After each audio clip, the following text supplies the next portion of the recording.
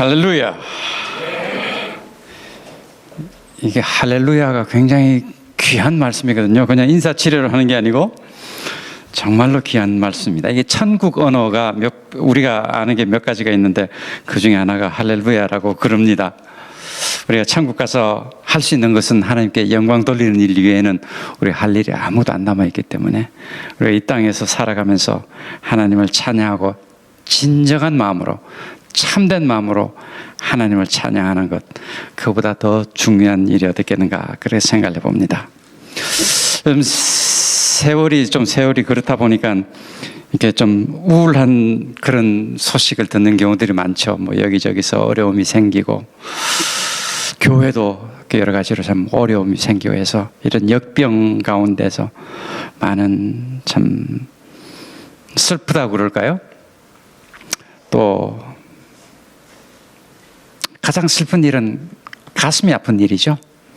가슴 아픈 일들이 또 여기저기서 생겨나고 해서 어떻게 보면 굉장히 참 우울해질 수 있는 그런 분위기가 아닌가 싶습니다만은 오늘 또 이 아름다운 교회에 와서 또 참 귀하신 목사님과 교제를 나누고 성도 여러분을 만나 뵙게 돼서 정말 기쁩니다. 정말 기쁩니다. 제가 이 교회 초청을 받고 제가 어떤 거를 나누면 좋겠는가 좀 고민도 하고 또 기도도 하고 해봤습니다. 저도 물론 이제 다른 교회나 다른 기회에 뭐 간증도 하고 할 기회가 여러 번 있었습니다만은 물론 선교지에 뭐 여러 가지 다양했던 뭐 보통 일상생활에서는 한국 땅에서는 예를 들어서 그렇게 쉽게 경험하지 못한 그런 일들을 얘기해주면 재미는 있어요. 재미있는데 재미있는 걸로 치면은 뭐 요즘 그 넷플릭스인가요?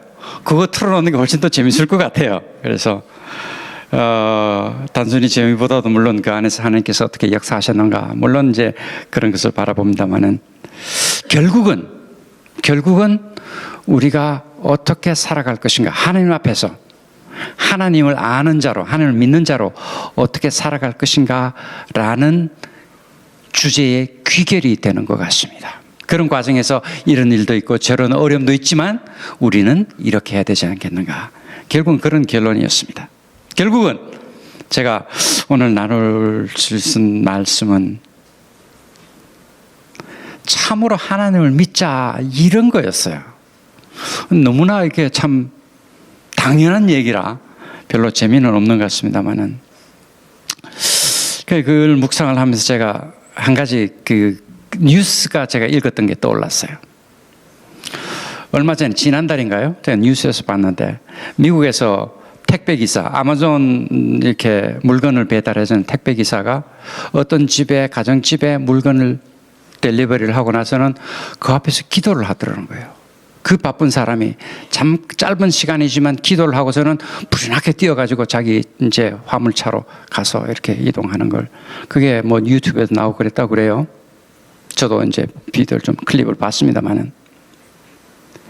그 앞에 그 가정집, 그 배달을 받은 그 가정집 앞에 뭐라고 그 메모를 써붙여 놨냐면은 우리 애가, 그 갓난쟁이 애가 돌잡이 애가 있는데 얘가 좀 체질이 좀 특이해가지고 일반 우유를 못 마시고 어떤 특수한 우유를 마셔야 되는데 그거는 그 어떤 뭐 가게 무슨 특별한 마트에 가서 살 수 있는데 우리가 지금 코로나 때문에 못 가서 참 이렇게 어쩔 수 없이 기사님 신세를 지는데 도와줘서 감사합니다. 그 택배 기사한테 감사하는 그런 감사기를 써붙여 놨어요. 그거를 읽고서는 그 기사가 그 앞에 서서 그 병을 앓는 아기를 위해서 그 집 아기를 위해서 기도를 하고 떠났다는 거예요. 그 바쁜 사람이.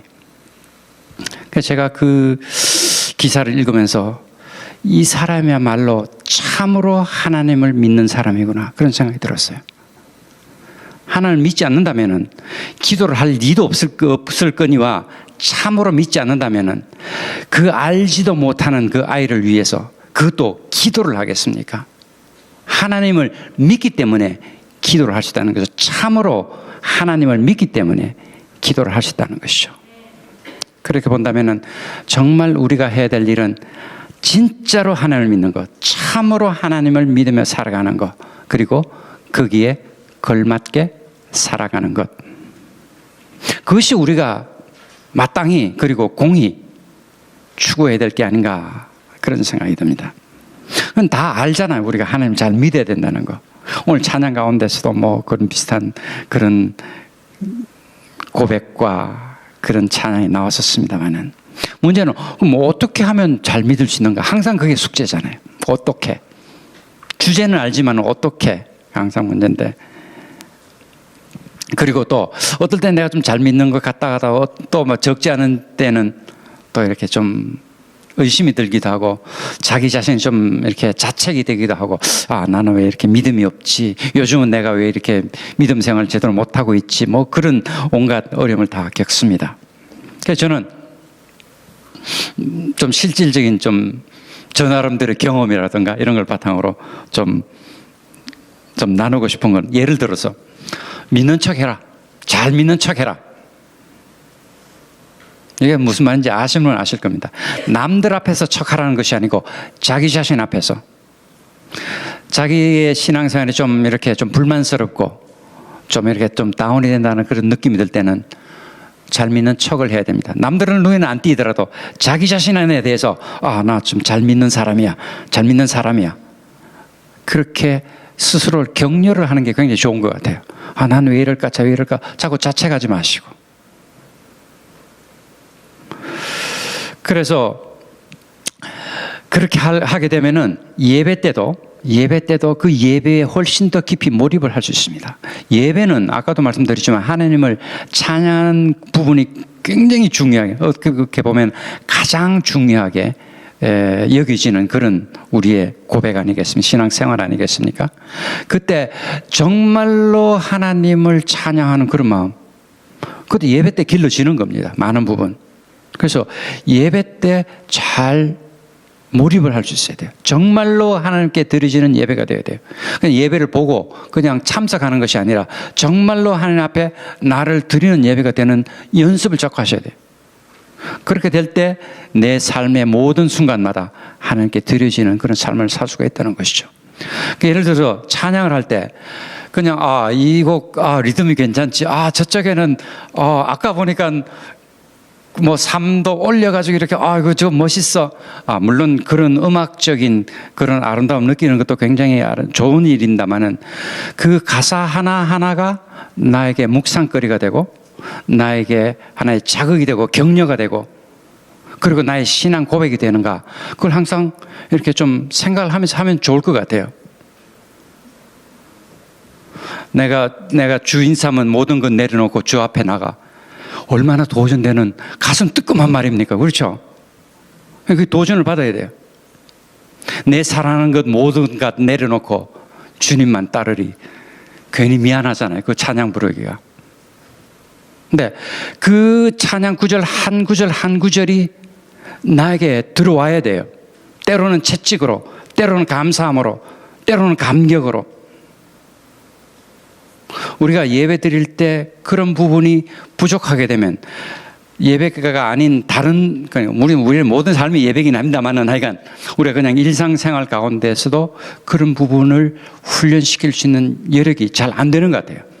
우리가 공중 예배를 드릴 때 그게 참 그런 좋은 훈련을 잘 하는 것이 우리가 매 순간 살아갈 때마다 하나님께 의지하고 하나님을 믿고 하나님을 찬양하면서 나아갈 수 있는 그런 게 아닌가 생각을 합니다.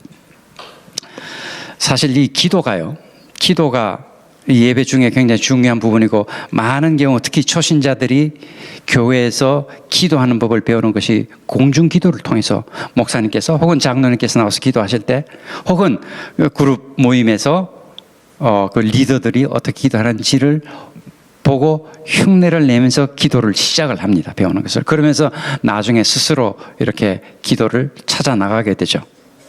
근데 공중 기도를 할 때요, 예를 들어서 목사님 혹은 장로님이 와서 대표 기도를 하실 때 그 기도할 때 뭐 하십니까? 많은 경우 순간적으로나마 딴 생각하게 되죠. 그렇지 않습니까? 목사님 예배 때 혹시 주기도문 하시는 경우가 있습니까? 예. 그럼 예를 들어서 주기도문을 한다 그러면, 혹은 그 구역 모임에서도 뭐 그 그룹 모임에서 주기도문 할 때가 있지 않습니까? 주기도문 할 때 처음부터 천천히 해도 30초면 됩니다. 우리 손 씻기 할 때 뭐 30초 어떻게 재는지 아십니까? 주기도문 천천히 한번 하시면 30초 딱 됩니다. 근데 그 주기도문 한번 하는 동안에 몇 번 딴 생각이 드는지 아십니까? 한번 생각해 보신 적 있어요? 저는 이때까지 단 한 번도 처음부터 끝까지 30초도 채 안 되는 그 시간 동안에 딴 생각 안 하고 정말 나의 영을 다해서 몰입해서 주기도문을 한 적이 없어요.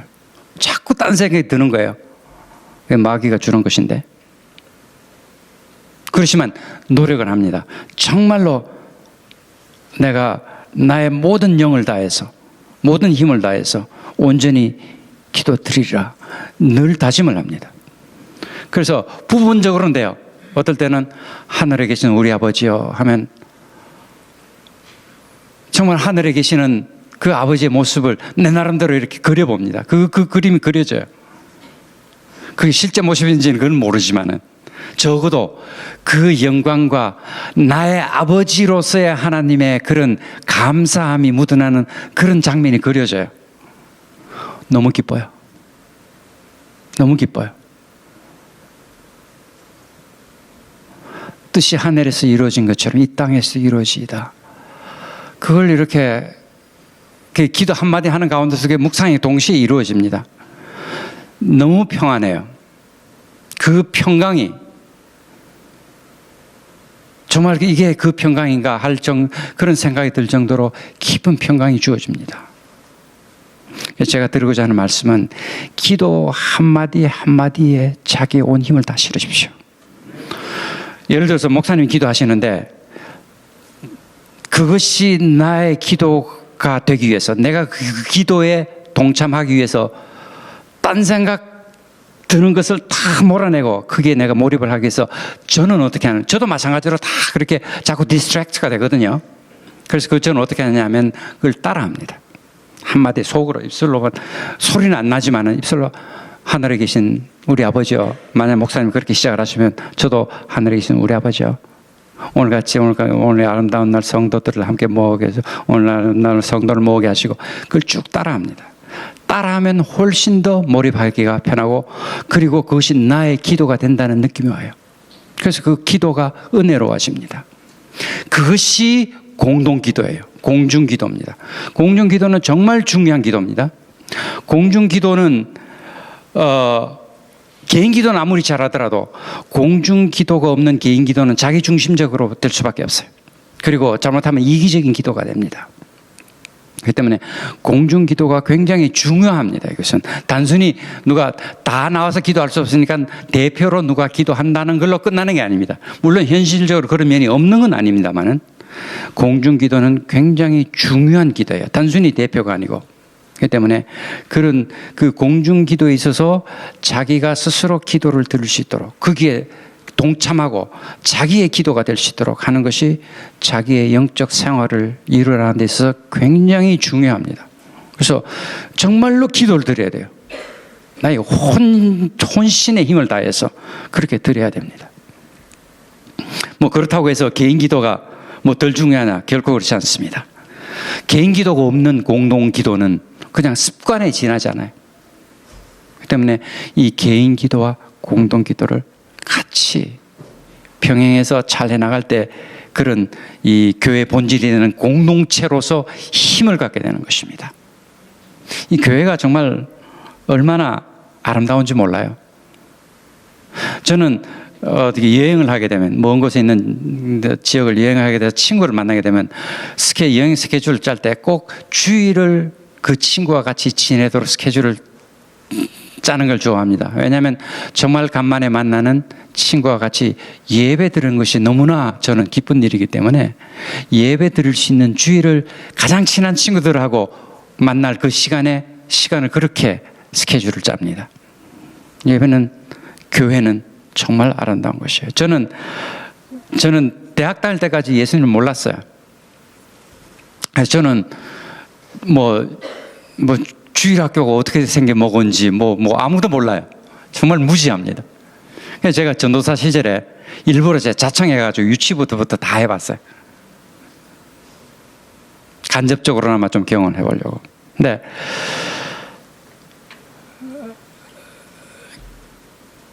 교회가 얼마나 아름다운지를 느끼는 사람은 복된 사람이에요. 이건 정말로 혹시 체험하지 못한 분이 혹시라도 계신다면 여기 계신 분, 이 금요일날 나오신 분들은 이게 교회가 아름다운 줄 알기 때문에 나오시는 분들이거든요. 그러니까 뭐 제가 뭐 특별히 말씀 안 드려도 다 아실 거라고 생각이 됩니다만은 원래 그렇잖아요. 학교 가면 지각하는 가령 지각하는 사람 있으면 담임 선생님이 지각하는 학생들 오기 전에 괜히 야단 치시잖아요. 다 일찍 온 학생들 모아놓고 지각하는 사람들 야단을 치는데 뭐 할 수 없어요. 저는 그 늦지막히 이렇게 교회 생활을 시작했는데 교회가 그렇게 재밌을 수가 없어요. 그래서 제가 이제 신앙을 갖게 된 지 그렇게 오래되지 않은 때 이제 미국으로 유학을 가게 되는데 거기서 교회 생활을 하는데 너무 즐거운 거예요. 그때 우리 김장님도 그 옛날에 만나서 한 40년 가까이 이렇게 교제를 해오고 있습니다만은 제가 그때 박사과정 공부하는 학생이었거든요. 그럼 공부를 얼마나 많이 해야 되겠습니까? 다시 말하면 학업에 굉장히 많은 노력을 해야 되는, 많은 시간을 투여해야 되는 그런 상황에 있다라고 봐야 되죠. 근데요, 주일날은 아침부터 일찍부터 제가 그때 성가대를 했어요. 그러니까 먼저 가야 돼서 다른 사람보다 일찍 가가지고 끝나고 나면 성가대 연습해야 되죠. 근데 끝나고 나면 집에 갈 생각을 안 해. 꼭 뭘 해도 저녁도 같이 먹어야 되고 저녁 늦게까지 그냥 하루 종일 교인들과 같이 지내는 거예요. 토요일 날은 또 어디 피크닉 하자는 둥, 또 이런 분 와가지고 또 배구 하자는 둥, 소프트볼 하자는 둥. 토요일 날은 또 그렇게 성도들과 교제하느라고. 같은 교회는 아니었어요. 괜히 우리 교회에 시비 걸고 도전하고 하는. 토요일 날도 다 그렇게 지내요. 그러면 주중에 열심히 공부하냐? 주중에는 성경 공부 모임 세 번 있었어요. 교회 모임 물론 당연히 있고, 그 지역에 한인 기독 학생 모임이 있었고, 또 하나는 우리 그 아파트 동네 또 모임이 있었어요. 그 중에 우리 또 장로님 또 한 멤버셨습니다만은 일주일에 토요일, 주일 포함을 해서 주중에 3번 성경 공부하고 공부가 제대로 되겠습니까? 그것도 화요일 날 모이는 그 동네 모임, 우리 김장님 같이 하던 그 동네 모임 때는 다들 바빠서 오늘 빠져야 되겠다는 핑계를 못 대도록 하기 위해서 밤 10시에 모였어요. 다른 일 다 보고 밤 10시에 모였어요. 한 번도 빠진 적 없습니다. 미리 계획해가지고 우리 방학이 됐으니까 누구는 집에도 다녀와야 되니까 우리 한 달간 혹은 2주간 방학합니다. 그렇게 공고된 이외에 단 한 사람도 빠진 일이 없어요. 그럼 10시에 모이면은 한 2시간 성경 공부하고 그다음부터는 또 야참도 먹어야 되고 이렇게 교제하다 보면 1시, 2시 되기 십상입니다. 다음 날, 화요일 날 모였으니까 수요일 날 아침에 8시에 시험이 있어. 그럼 어떻게 해야 돼요? 어떻게 하시겠습니까? 전화해서 나 내일 시험 있어. 오늘 좀 익스큐즈 해야 되겠다고. 그렇게 하지 않습니다. 그 전날, 그러니까 화요일 날 밤 10시까지 시험 공부를 끝냅니다. 시험 준비를 끝내고 시험 공부 참석을 해요. 시험들 다들 봐보셔서 아시겠지만 시험 공부 끝이라는 게 있습니까? 근데 끝을 내면 끝을 내요. 그렇게 공부를 했는데 공부가 제대로 됐을까요? 안 됐을까요?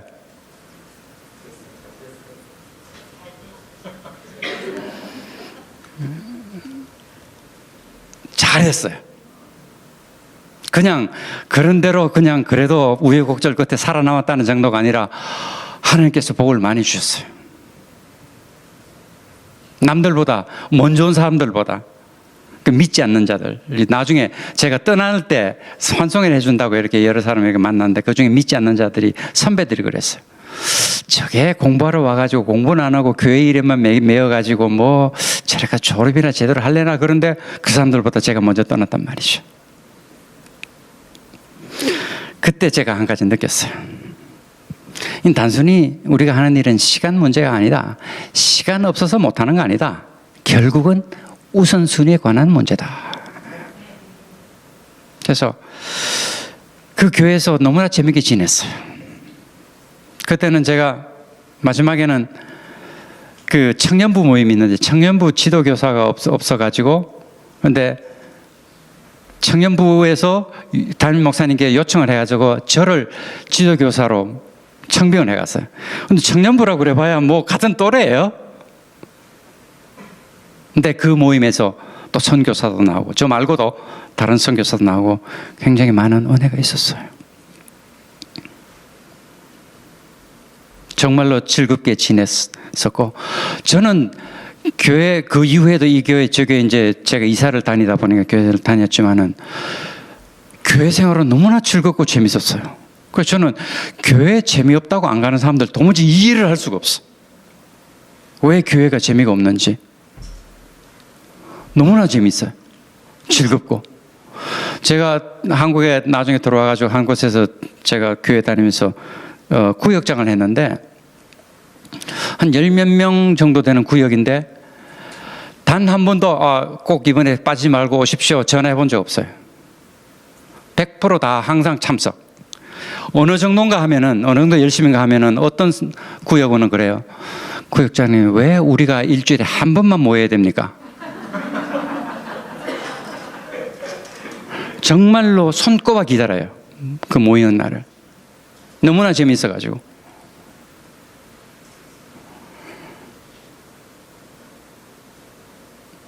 아름다운 교회, 즐거운 교회 생활하는 사람이야말로 정말 복된 사람입니다. 정말로 복된 사람이에요. 그런 복을 못 누리시는 분은 오늘부터 찾으시기 바랍니다. 이 아름다운 교회 얼마나 좋습니까? 성경을 읽을 때요, 성경은 내가 파악하는 게 아니에요. 이걸 읽고서는 이게 무슨 뜻이고 내가 어디 주석책을 읽어보니 그건 무슨 뜻이래, 이렇게 내가 파악하는 게 아니에요. 인포메이션을 얻는 것이 아닙니다. 내가 인포메이션을 얻는 것이 아니고 이 말씀을 통해서 내가 포밍이 되는 겁니다. 포메이션이 되는 겁니다. 내가 만들어지는 거예요. 내가 말씀을 마스터하는 것이 아니고, 열심히 공부해서 마스터하는 것이 아니고, 이 말씀이 나를 마스터해서 내가 그 가운데 내 삶이 끌려들어가는 겁니다. 그래서 성경을 열심히 읽어야 돼요. 그리고 성경 말씀을 우선 믿어야 돼요. 이거는 그때 아마 그때 그 사회 생활, 그 당시 생활에 비춰보건대 이런 컨텍스트에서 아마 이렇게 했을 거야. 그렇게 애쓰지 마세요. 있는 그대로 믿으세요. 구약에 보면은 그 히브리 백성들이 이게 출애굽해가지고 온갖 이렇게 우여곡절을 다 겪는데 강한 군대와 싸워서 이길 수 없는 그런 연약한 군대였지 않습니까? 그럴 경우에 어떻게 했습니까? 하나님께서 적군들끼리 지네들끼리 서로 막 치고받고 해가지고 지네들이 제풀에 넘어지도록 그렇게 하시잖아요. 그걸 읽으면 어떤 느낌이 들어요? 아마 이건 어떤 상징적인 표현일 거야. 예를 들어서 엘리사가 거기 아합 연합군을 끌고 이렇게 눈을 멀게 해가지고 사마리아 땅으로 끌고 가잖아요. 엉뚱한 곳으로. 거기 가보니까 그제서야 눈이 떠져가지고 사람들이 우리가 지금 여기 어디야? 그걸 읽으면서 이건 뭐를 상징하는 걸까? 고민하지 마세요. 그렇게 믿으시면 돼요. 그거 어떻게 믿냐? 제가 한 가지 제 경험을 말씀을 드릴게요. 제가 교회에서, 캄보디아에서 교회에서 집까지 한 4km, 5km쯤 됩니다. 5km쯤 되는 길인데 제가 주로 이제 오토바이를 타고 다니는데 오토바이를 타면 뭐 10분, 15분이면 가요. 특히 이제 밤에 성경 공부를 하고 이제 돌아가면 차도 없고 그러니까 뭐 10분이면 거의 10분이면 가죠. 근데 저희 집으로 가는 길이 중간에 조금 위험한 지역이 있어요. 좀 이렇게 범죄가 자주 일어나는 그런 곳이라 교회 청년들이 다른 오토바이를 타고 에스코트를 해줍니다. 위험하다고. 그래서 제가 문을 열고 집으로 들어가는 걸 보고서야 걔네 떠나요. 걔네도 혼자 오지 않습니다. 반드시 둘이 와요. 혼자 자기네들도 위험하다는 걸 알기 때문에. 근데 하루는 제가 마침 그때 에스코트를 할 만한 사람이 마땅치가 않았어요. 그래서 좀 우물쭈물하고 있길래 괜찮아. 오늘은 내가 혼자서 갈 테니까 그냥 괜찮다고. 그래서 가는데 중간에 신호등이 하나 있어요. 그냥 신호등에서 그냥 직진을 하면 저희 집으로 가는 뭐 평소에 다니는 길이고 그다음에 뭐 돌아가는 길도 있긴 하지만 돌아갈 이유가 없는 거죠. 그냥 직진만 하면 되는데 신호를 이제 받으려고 이렇게 쭉 가는데 이제 파란불로 이렇게 바뀌더라고요. 그냥 직진하면 되잖아요. 근데 그 앞에 와가지고 이렇게 속도를 줄여서 신호가 바뀌기를 기다리고 있는데 그 평소에 가던 길들이 처음 보는 길인 거예요. 그러니까 저 길은 무슨 길이야? 저 길을 가면 어디로 가는 길이지? 저 길이 언제 생겼어? 그런 마음이 드는 거예요. 그래서 나도 모르게 우회전 해가지고 이렇게 돌아서 이렇게 갔어요. 제가 그 길을 그 당시에 이미 한 1000번까지는 안 됐겠군요. 한 600~700번은 다녔던 길이에요. 거짓말 좀 못하면 눈 감고도 갈 수 있는 그런 길인데 그 길을 처음 보는 것처럼 느껴져서 모르는 길이니까 갈 수가 없잖아요. 그래서 돌아서 이렇게 갔는데 집에 도착하고 나니까 가만히 있어. 내가 지금 뭐 한 거야? 그래서 그때 드는 생각이 하나님께서 내 눈을 멀게 하셨구나. 왠지는 잘은 모르지만 아마도 내가 그 길로 곧장 가지 못하도록 그 길에 아마도 뭐가 있었길래 하나님께서 내 눈을 멀게 하셔서 돌아가게 하셨구나. 저는 하나님께서 내 눈을 멀게 하는 걸 체험을 했어요. 그런 하나님께서 아합 군대를 눈 멀게 하는 거 왜 못 하시겠어요? 그냥 믿으시면 돼요. 성경 말씀 읽을 때 믿음 없이 읽으면 의미가 없어요. 이거를 내가 분석을 해가지고 여기 어디까지가 믿을까, 어디까지가 뭐 그냥 좀 상징적인 표현일까, 너무 고민하지 마세요. 뭐 고민하는 게 나쁜 일은 아니에요. 나쁜 일은 아닌데 그거에만 집중하시면 안 됩니다. 기본적으로 이것을 믿을 때 복이 됩니다. 복이 돼요.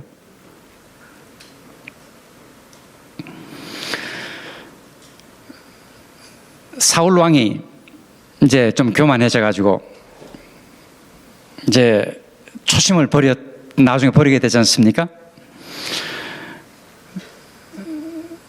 그래서 이제 전쟁에서 이게 또 뭐 자꾸 잘 안 되고 그러니까 이제 다른 나단 선지자, 하여간 뭐 다른 선지자가 오기를 기다려야 되는데 시간은 자꾸 촉박해지고 안 오고 그러니까 할 수 없이 이제 자기를 그 전에 이렇게 인도를 해줬던 사무엘을 생각하면서 이미 죽은 사무엘의 영혼을 불러내는 그런 일을 합니다. 거기 그 동네에 있는 무당을 불러다가 죽은 사무엘의 영혼을 불러내오는 장면, 이거 읽으시면 어떠세요? 느낌이? 이것도 무슨 상징적인 표현이겠지. 어떻게 죽은 영혼을 불러내? 저도 이제 캄보디아 성경 공부를 이렇게 성경을 가르치면서 이 부분을 가르치는데 난감했어요. 이거를 어떻게 설명을 해야 얘네들이 이해를 할까? 얘네들을 그 어떤 영적인 백그라운드도 제가 잘 모르고 이 문화를 내가 다 아는 것도 아니고 이런 상황에서 얘네들 그때 대학생들이었는데 이걸 어떻게 해야 내가 설명을 할 수 있을까 고민이 됐어요. 그래서 그럴 때는 어떻게 하면 돼요? 그때는 공격이 최상의 수비다. 먼저 물어보는 게 너는 어떻게 생각하냐? 물어봤더니만 한 청년이 이렇게 봤더니만 뭐 그런 질문이 다 해서 이런 표정이에요. 뭐 어떡하라고? 말인즉슨 나는 우리 어머니가 집에서 돌아가신 할머니 영혼을 불러내는 거 봤다. 근데 그 청년에게는 그게 아무런 이렇게 걸림돌이 되지 않아요. 내가 이해하지 못한다고 해서 그것이 사실이 아니거나 그것이 뭐 어떤 다른 이상한 게 아니에요. 내가 이해하지 못한다 할지라도 이해하지 못할 때는 일단 믿는 게 상책이다. 믿는 게 상책이다. 이거 진리의 말씀이거든요. 정말로 중요한 말씀이에요. 왜냐하면 우리가 연약하고 우리의 능력이 지적, 영적 능력이 부족하기 때문에 우리가 다 알 수 없어요. 알지 못할 때는 어떡하냐? 믿어라. 그렇게 믿는 자기 자신에게 믿는 척할 때 하나님께서 도와주세요. 성령께서 도와주십니다. 그걸 아닐 거야. 이거는 뭔가 다른 게 있을 거야. 자꾸 그렇게 하시면은 이게 조금 더 어렵습니다. 어려움이 조금 더 오래 갑니다. 정말로 믿음의 눈으로 바라보면은 감동투성이에요. 진도가 안 나와요. 한 구절 한 구절 감동이 돼가지고 진도가 안 나가는 게 조금 문제가 되긴 합니다만은 정말로 믿어야 됩니다. 참으로 믿어야 돼요. 그러면 은혜가 임합니다. 성령의 불이 붙습니다.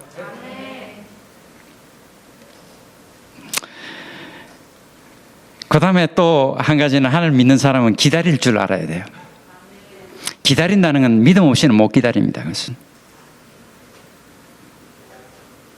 하나님께서 이루신다는 믿음이 있을 때 기다리시는 거예요. 제가 캄보디아에서 교회를 지금 4군데를 개척을 했는데요. 그 중에 3군데는 건축을 했어요.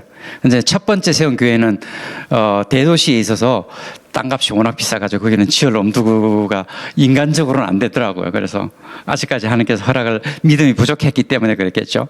아직 들어주지 않으셨습니다만은 시골 교회 3군데는 다 건축을 했어요. 첫 번째 교회는 그냥 가정집 하나를 이렇게 건물을 빌려가지고 그래서 이제 예배를 시작을 했어요. 저는 건물 없다고 예배 못 드리냐?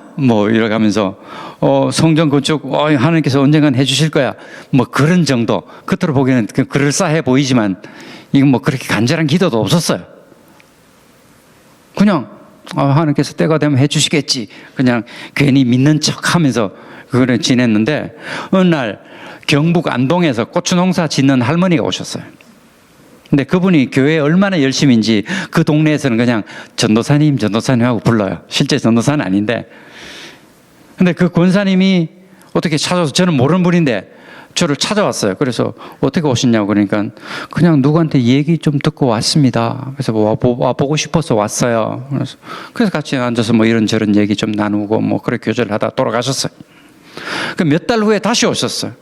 그래서 권사님 이렇게 어떻게 또 자주 오시니까 반갑게 합니다만은 이번엔 무슨 일로 오셨습니까? 그랬더니만 그제서야 이제 속마음을 털어놓으시는데 자기가 당신께서 이제 나이도 많고 그래서 하나님 앞에 마지막으로 섬길 게 2가지 제목이 있는데 하나는 선교지에다가 교회를 2개 건축하는 거하고 국내에다가 교회를 더 건축하는 거 2개를 더 건축하는 게 마지막 이 늙은이의 소망입니다. 그러고서는 선교사님 여기에 교회를 짓게 해 주십시오. 저는 권사님께서 그렇게 기도하고 오셨는데 제가 뭐라고 그랬습니까? 마음대로 하십시오. 그래서 뚝딱뚝딱 다 지어주시고 가셨어요.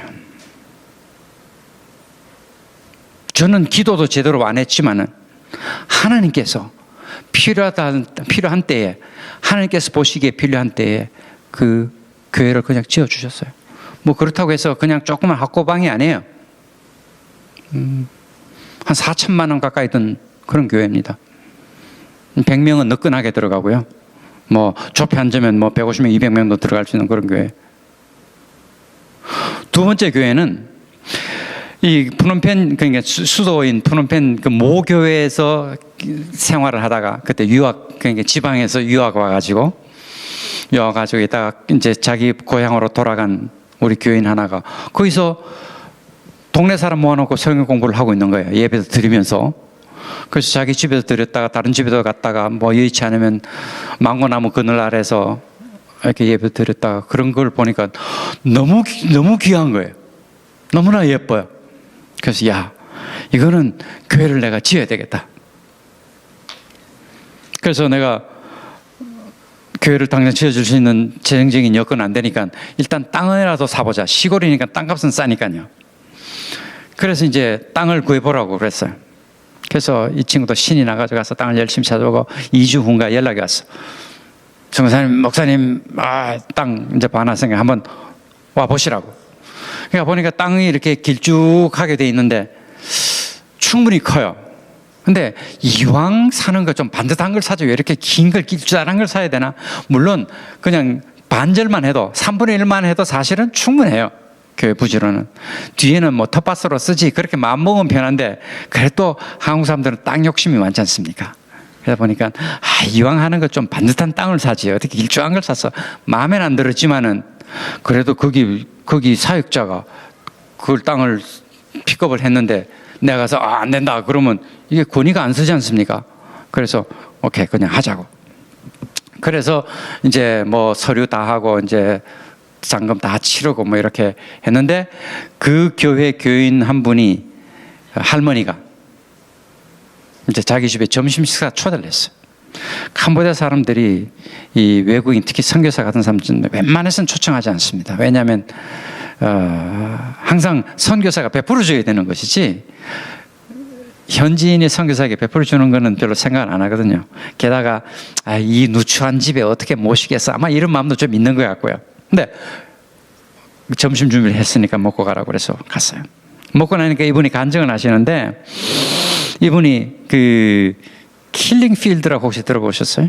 캄보디아의 70년대 후반에 있었던 끔찍한 그런 학살 사건인데 아까 목사님께서 잠깐 언급하셨지만은 그런 그 대학살 기간 동안에 많은 지식인들이 죽고 국가의 기반 시설이 파괴되는 그런 어려움을 겪었습니다만은 그때 이분이 이제 탈출을 해가지고 인근 국가 즉 태국 국경에 있는 난민 캠프로 들어갔어요.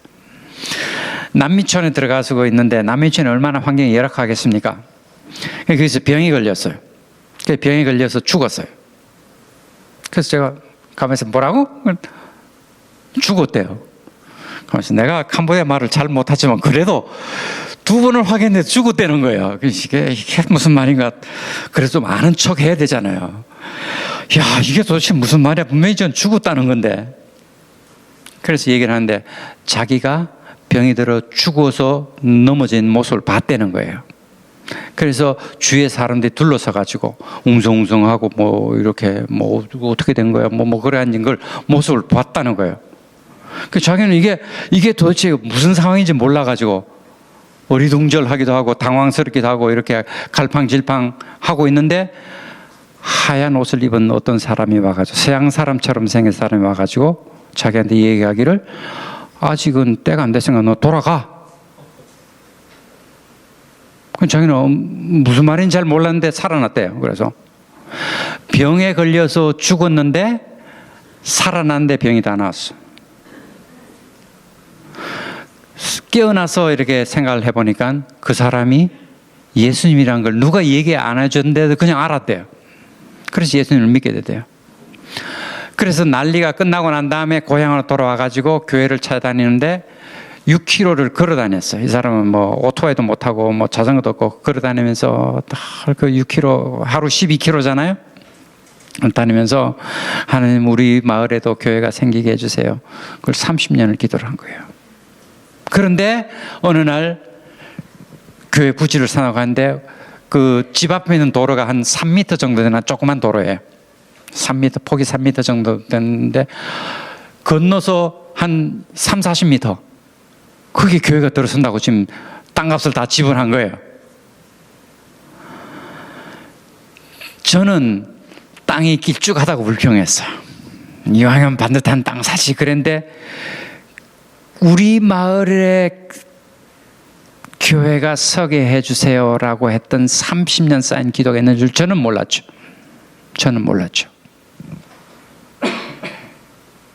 하나님께서는 그 기도를 들으신 겁니다. 근데 그것도 저에게는 참 큰 감사했지만은 문제는 숙제가 또 있잖아요. 빨리 그럼 건축을 해야지. 땅만 사가지고 되는 게 아니잖아요.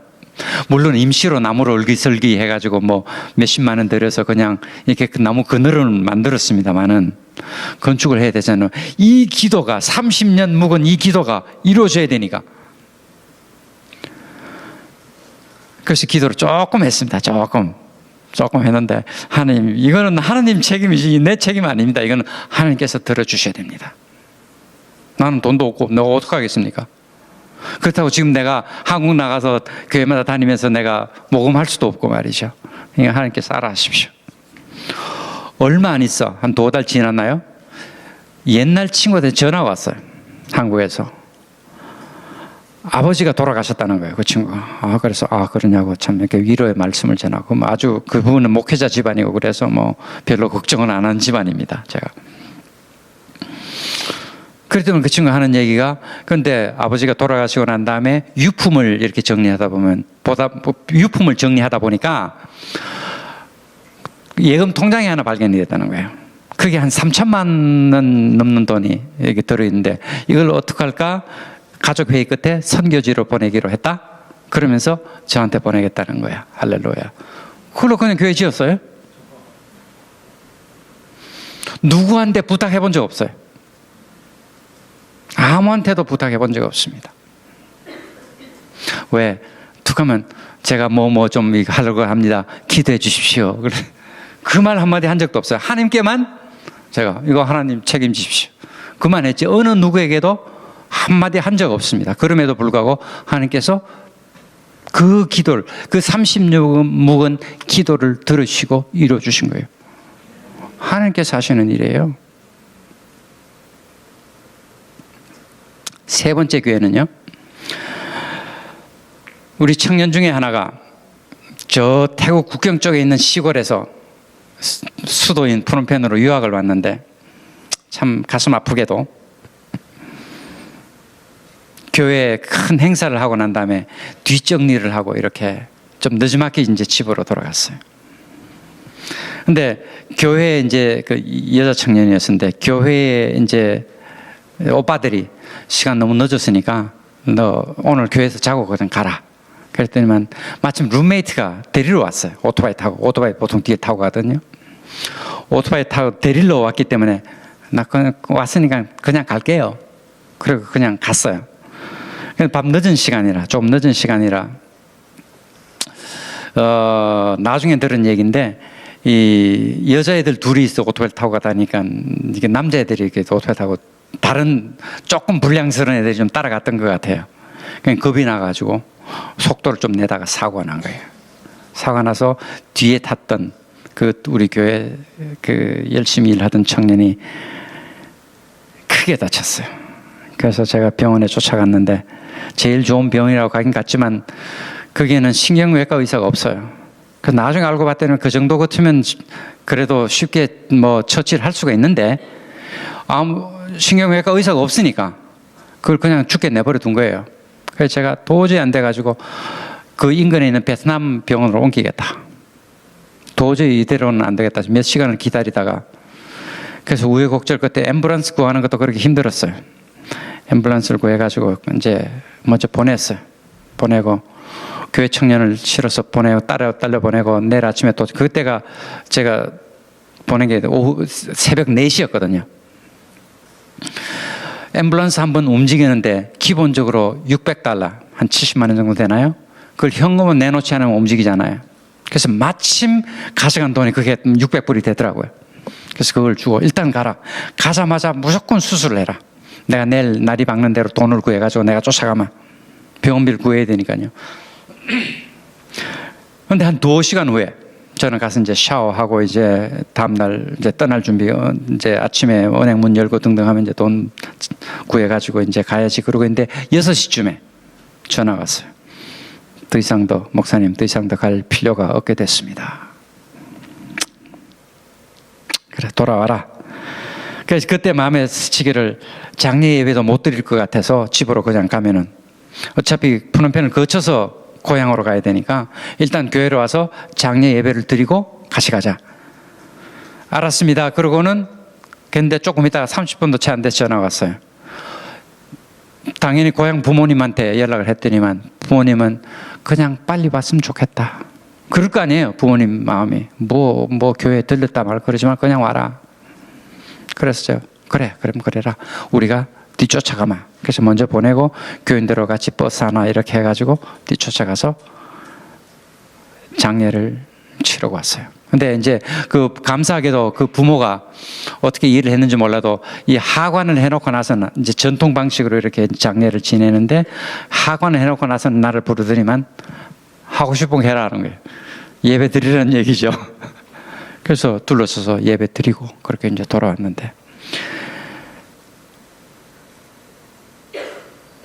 그래서 그날이 이제 돌아온 날이 금요일이었어요. 이제 자식이 죽어서 그런지 몰라도 바로 다음날 장례를 치르더군요. 그 이제 주일 준비를 하면서 제가 토요일을 지나면서 이 어린 교인들한테 이 열심히 잘 믿는 성도를 죽도록 내버려 주신 하나님을 원망하는 그 마음들을 내가 어떻게 달래줄 건가? 그게 제일 큰 걱정이었어요. 하늘 믿으면 다 보호해 주시고 잘 될 줄 알았는데 뭐야 이거? 뭐 그런 거 아니네. 뭐 근데 그 어린 아직까지는 영적으로 어린 사람들한테 뭐 하나님의 뜻이 어떻고 뭐 그래도 우리의 믿음이 어떻고 뭐 그렇게 얘기하는 게 그냥 헛된 것처럼 느껴졌어요. 그래서 고심 끝에 하여간 이렇게 저렇게 얘기를 했습니다. 위로와 또 격려와 또 결단과 이런 걸 더하면서 제가 이런 얘기를 했습니다. 제가 어저께 설교 준비를 하면서 기도를 하는데 하나님께서 이런 마음을 주십니다 하면서 제가 선포를 한 게 뭐냐면, 그 먼저 하늘날 부르심을 받은 하늘로 간 그 친구의 고향 마을에다가 교회를 세운다.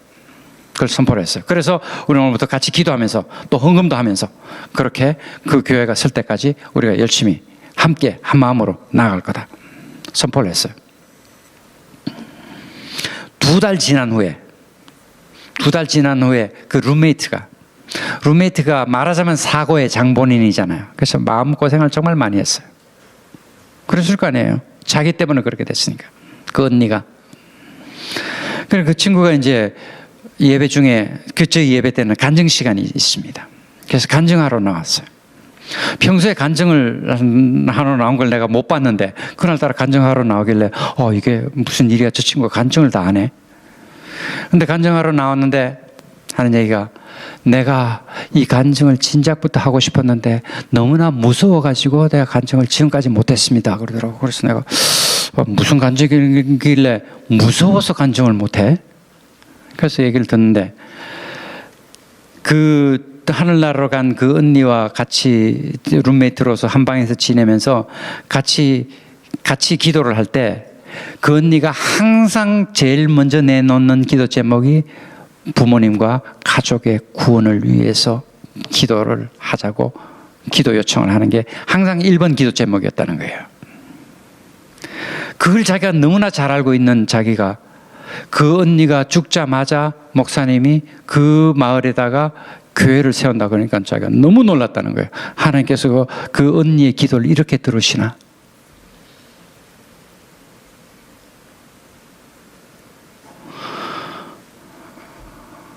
그래서 지금 그 마을에 교회가 섰을까요? 안 섰을까요? 섰겠죠. 근데 그때 교회를 지으면서, 건축을 하면서도, 그때 물론 그것도 다 헌금을 받았습니다만, 헌금 받는 과정은 생략하겠습니다. 시간 절약하기 위해서.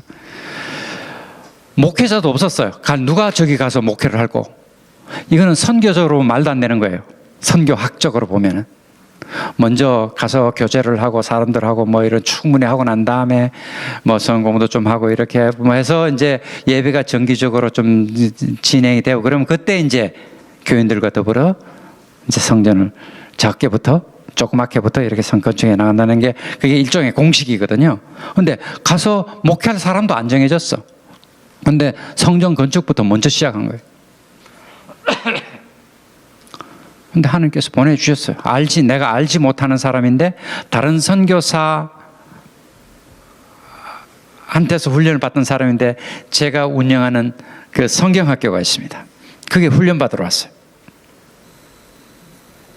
그런데 거기에서 세 사람이 왔는데, 그 교회에서 세 사람이 왔는데 그 중에 한 사람은 저보고, 그 선교사님이 원하는 대로 쓰십시오 그러더라고요. 선교사가 그게 쉬운 일이 아니거든요. 말하자면 욕심이 좀 있습니다. 누구나 다. 뭐 거룩한 욕심이죠. 내가 이렇게 힘들어 키웠는데 나랑 같이 일을 해야 또 효과적이지라고 생각하지. 내가 키워서 다른 사람 주겠다. 그런 선교사 참 드뭅니다. 근데 제가 물어봤는데 그냥 두 사람은 제가 꼭 데려갔으면 좋겠고요. 이 학생은 선교사님께서 좋은 사역지가 있으면 쓰십시오. 그러더라고요. 그래서 그 친구하고 이렇게 교제를 하면서 이렇게 비전을 나누고 이렇게 해서 그냥 갔어요. 그건 있을 수 없는 일이에요. 선교지에서. 잘하고 있어요, 지금. 게다가 그 아주 젊은 청년인데, 야, 저 젊은 청년 저 혼자 보내서 어떡하나. 저기 너무 외로워서 동역자로 누구 같이 가야 될 텐데 2명 보냈으면 좋겠는데 갈 만한 사람이 또 안 보이고 어떡하나 그랬는데 그 푸놈펜 모 교회에 있는 자매랑 약혼을 하게 됐어.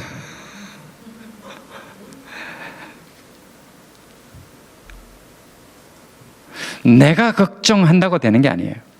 이건 정말입니다. 네가 걱정한다고 뭐 키 한 자로 자라게 할 수 있냐는 예수님 말씀 뭐 당연히 우리가 알고 있습니다만은 정말로 그래요. 그렇기 때문에 하나님께서 이루신다는 것을 우리가 잊지 말아야 돼요. 뭐 이 얘기는 너무나 많이 들으셨을 거예요. 근데 그것을 나의 삶 가운데 적용을 해야 돼요. 적용되지 않은 말씀은 의미가 없어요. 정말로 하나님께서 이루신다는 걸 믿으시기 바랍니다. 정말로 믿으시기 바랍니다. 그럼 걱정이 없어요. 하나님께서 뜻이 하늘에서 이룬 것처럼 이 땅에서도 내 삶 가운데서도 이루어지이다. 이거보다 더 큰 위로가 어디 있습니까? 하나님의 뜻이 이루어져. 또 이 기도는 예수님께서 가르치신 기도니까 이건 틀림없는 기도예요. 참으로 믿는 자는 복될지어다. 그 다음에는 목사님 가르침을 잘 들으셔야 돼요. 잘 따라야 돼요. 이거는 목사님이 계셔서 그런 게 아니고 이건 대원칙이에요. 대원칙이에요. 제가 캄보디아에서 여러 가지 일을 했거든요. 제가 야구단 구단주입니다. 캄보디아 최초의 야구단 구단주예요. 근데 구단주가 이렇게 물심부름도 해야 되고, 볼보이도 해야 되고, 감독도 해야 되고, 투수 코치, 배터리 코치, 주루 코치, 타격 코치 다 해야 됩니다만은, 볼 하나 던지는 것도요, 가르쳐 보면은, 시킨 대로 하는 사람들은 잘해요. 금방금방 제법 흉내를 냅니다. 근데 이렇게 해보니까 어깨가 좀 아픈 것 같아요. 이거 좀 불편해요. 난 이게 편해요. 지 나름대로 이렇게 자꾸 고집하는 사람은 절대 잘 못해요. 머지않아 떨어져 나갑니다. 잘 안 되니까. 남들은 자꾸 실력이 향상하는데 자기는 향상이 안 되니까 그냥 관두고 나가요. 자기 고집으로 되는 경우도 있긴 하는지는 모르겠지만 있긴 있겠죠. 근데 새로 배우는 것, 자기가 모르는 분야를 이렇게 개척을 해나갈 때는 전문가의 말을 듣는 게 약입니다. 우리의 신앙생활, 우리 영적인 생활은 목사님의 가르침을 무조건 따르는 것이 지름길이에요.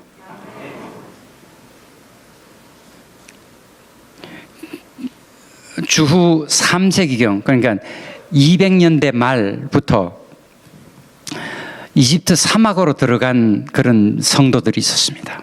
그때 로마의 박해도 심하고, 그 다음에 이 사도들이 떠난 지 이제 100년도 지나고 그러다 보니까 교회 내에 좀 어려움도 생기고 그러다 보니까 골치 아프다.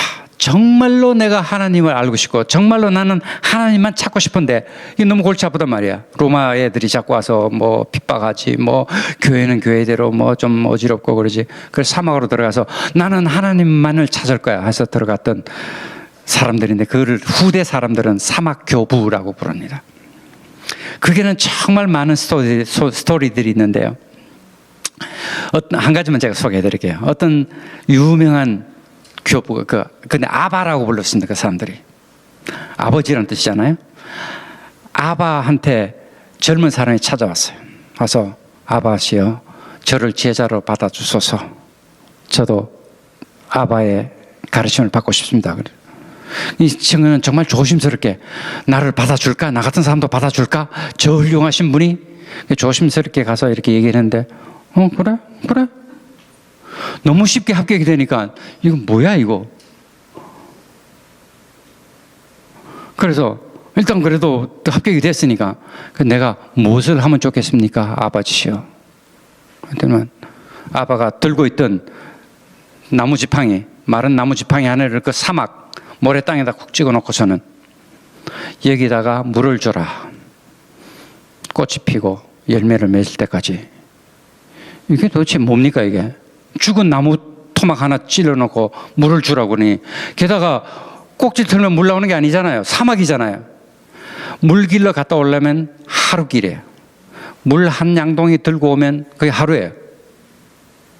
그 물 한 번 주고 나면 하루가 지나가고 다음날 또 가서 물 길러 와서 물 한 번 주고, 그거를 하라고 그러는 게, 이 대단한 영적인 지도자 이 아바가 도대체 정신이 있는 사람이냐 말이에요. 여러분은 어떻게 하시겠습니까? 아니 살아있는 나무도 아니고 죽은 나무를 땅에다 꽂아놓고 어떻게 하시겠습니까?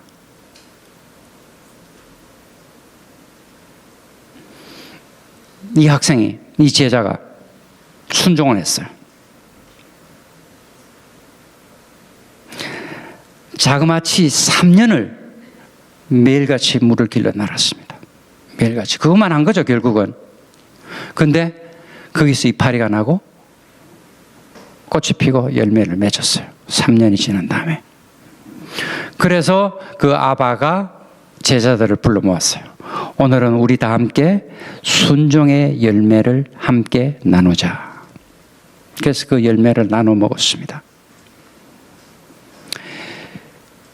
이 마른 나무 가지에서 싹이 나고 꽃이 피고 열매를 맺은 것은 그 아바의 능력입니까? 아니면 그 제자의 순종의 열매입니까?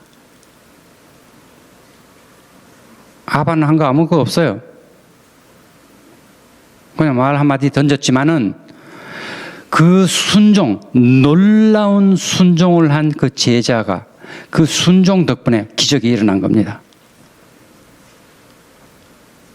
우리가 지도자에게 전적으로 순종하면은, 지도자가 설사 좀 신통치 않다 할지라도, 우리 목사님 신통치 않다는 뜻이 아니고 그렇다 할지라도 나의 순종이 기적을 일으킵니다. 그래서 무조건 목사님께 순종하는 것이 교회에서 미덕이 된 이유가 다 있는 겁니다.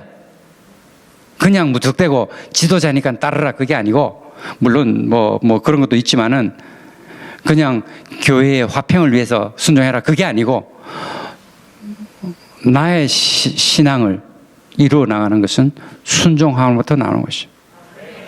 왜냐하면 그 순종이 왜 가능하냐면 하나님을 믿기 때문에 가능한 겁니다. 하나님을 믿기 때문에 하나님께서 나의 믿음, 나의 순종을 통해서 역사하실 것을 믿기 때문에 순종할 수 있는 거예요. 그래서 잘 순종하는 사람이 훌륭한 성도예요. 그것은 믿음이 있기 때문에 그렇습니다. 하나님을 믿는 믿음이 있기 때문에 그렇습니다. 이런 그 순종의 순종의 도는 기독교 역사의 뿌리가 1500년 이상 내려왔습니다. 예를 들어서 중세 때 수도원 같은 경우도 보면 원장에게 전적으로 순종을 해요. 청빈과 더불어서 전적인 순종이 요구되는 거예요. 그것이 전통이 됐는데, 그 전통이 된 이유가 바로 그렇습니다. 하나님을 믿기 때문에 내가 하나님께 순종한 마음으로 나의 지도자에게 순종한다 그거거든요. 그래서 목사님께서는 어느 교회나 다 마찬가지지만 목사님께서는 성도들을 위해서 가장 좋은 걸 주려고 애를 쓰시기 때문에 그 방법이 내가 보기에는 저게 더 좋을 것 같은데 하는 생각이 들더라도, 그럴 수 있습니다. 왜냐하면 목사님들도 다 인간이기 때문에 모든 면에서 완벽하지 않을 수 있습니다. 사실 그렇죠. 그럼에도 불구하고 하나님께서 우리의 연약함, 우리의 부족함 가운데서도 역사하시기 때문에 우리가 하나님을 믿는 자들은 그 지도자들을 반드시 따라야 된다는 것이죠. 그래서 우리가 장로를 세우는 게 왜 장로를 세웁니까? 그냥 단순히 행정체계 때문에 그렇습니까? 물론 그런 부분이 필요한 건 사실이지만 단순히 그것만은 아니죠. 그래서 이런 걸 다 묵상을 좀 하셔야 돼요. 이거를 제가 얘기한다고 그냥 그렇습니까? 하고 받아들이는 것도 물론 감사한 일이지만은 그것이 정말로 나의 마음 깊은 곳에서 나오려면 이걸 한번 들어가서 반추를 한번 하셔야 돼요. 그래야 완전히 소화가 됩니다. 그래서 이걸 깊이 한번 생각해 보시고 정말 그렇구나. 그렇게 될 때 정말 온전한 순종이 나올 수가 있다는 것이죠.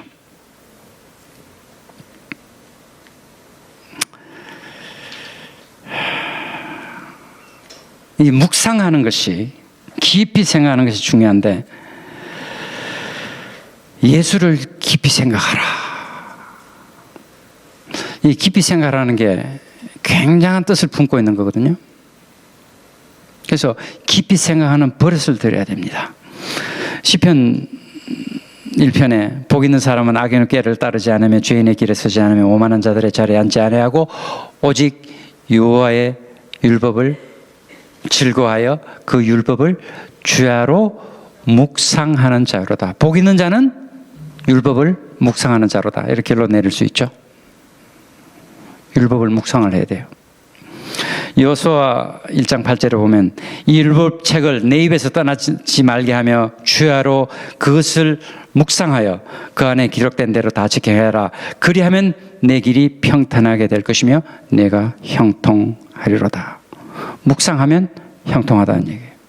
그러니까 묵상하는 것은 복의 지름길입니다. 그래서 묵상을 하셔야 돼요. 가령 성경 말씀을 읽을 때 두 가지 방법을 읽으셔야 돼요. 하나는 많이 읽어야 됩니다. 왜냐하면 우리가 성경적인 지식이 부족하기 때문에 많이 읽어야 돼요. 두 번째는 깊이 읽어야 돼요.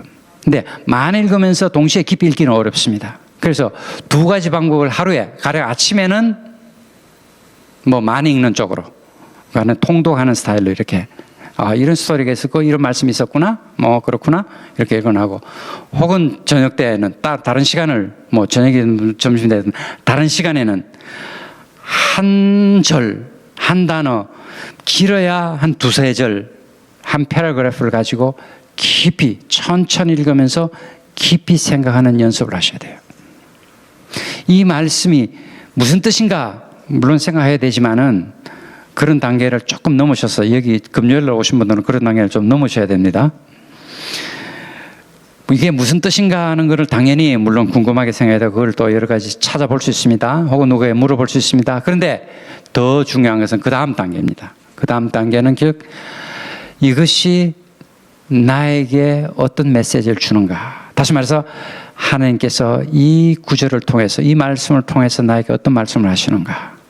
이것을 생각하는 버릇을 들여야 돼요. 이것은 굉장히 중요합니다. 그래서 이 두 가지 트랙으로 말씀을 읽으셔야 돼요. 그래서 이 통독 방법으로 빨리 읽는 거를 이렇게 해놓으면은 묵상하는데 굉장히 많은 도움이 돼요. 맞아. 그때 예수님께서 저때는 저런 말씀을 하셨는데, 이것이 이렇게 연결이 되는구나 말이야. 그래서 그런 깊이 읽는 그런 걸 많이 해야 돼요. 요한복음 1장 저 뒤쪽 43절 이후에 가면 나다나엘을 부르시는 예수님의 그런 장면이 나오는데, 빌립이 자기 친구 나다나엘을 찾아가지고 내가 모세가 선지자가 율법에 기록한 그 메시아를 내가 만났으니 그가 바로 나사렛 예수라 이렇게 얘기를 하니까, 나다나엘은 굉장히 유식한 사람이거든요. 율법에 대해서 다 꿰어차고 있는 사람이라, 나사렛에서 무슨 선한 것이 나오겠냐, 웃기지 마라. 베들레헴에서 나오지 나사렛에서 나온다는 얘기는 율법서에 그런 거 없다. 와봐라, 네가 가서 확인해라 그러죠. 그래서 이제 빌립을 따라서 나다나엘이 예수님께 나아오는데, 예수님께서 그 나아오는 나다나엘을 보시고 뭐라고 그럽니까? 참으로 이스라엘 사람이라 그 가운데 간사함이 없도다. 이런 칭찬한 예가 없습니다. 대화를 해본 것도 아니에요. 나아오고 있는 나다나엘을 바라보고 참으로 이스라엘 사람이라 그 가운데 그 속에 간사한 것이 없도다. 이런 극찬을 하십니다. 그랬더니만 나다나엘이 묻습니다. 언제 봤다고 나를 그렇게 평가하십니까? 빌립이 너를 부르기 전에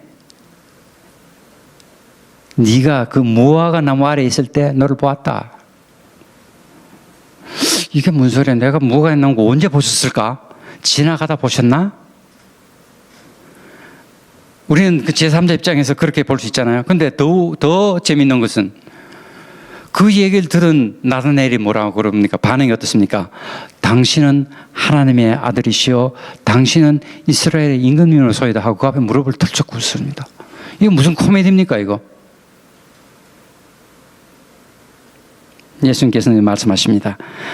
하늘이 열리고 하늘 사자들이 인자 위에 오르락내리락 하는 것을 보리라. 그런 어마어마한 예언을 해주십니다.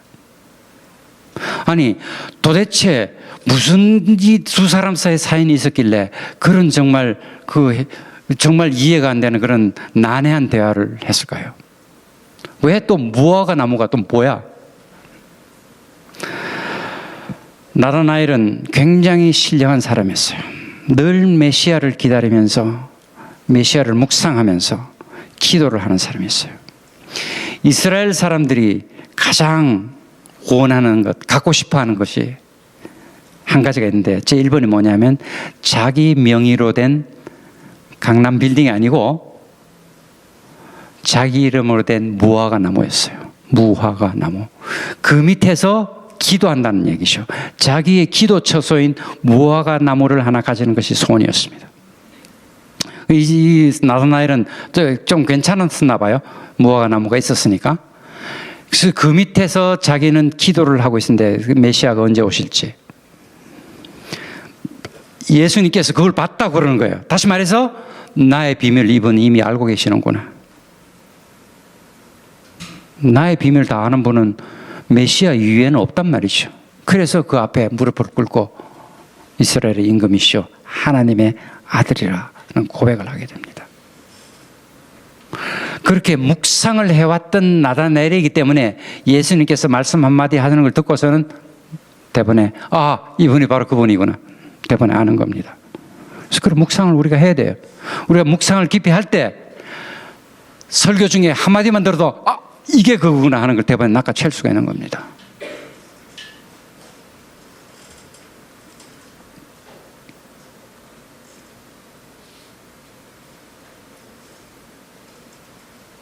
정말 묵상할 재료는 성경을만 펼쳐도 어마어마하게 많습니다.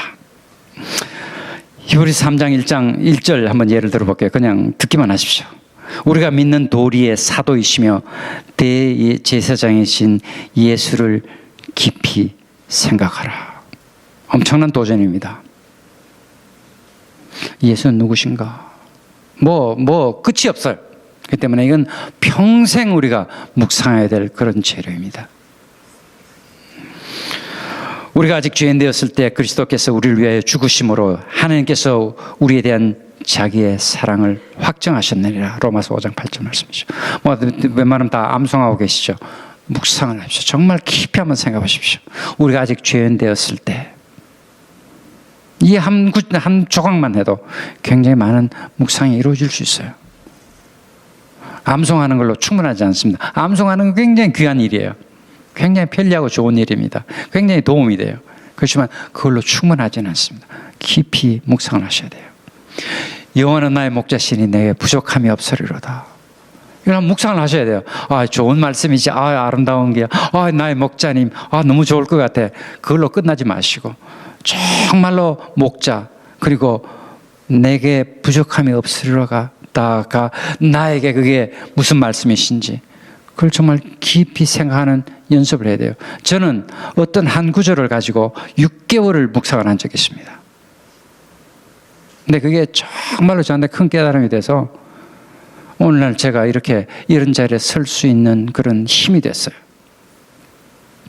시간이 없어서 제가 다는 제가 말씀 못 드리겠지만 정말 묵상하는 훈련을 하셔야 돼요.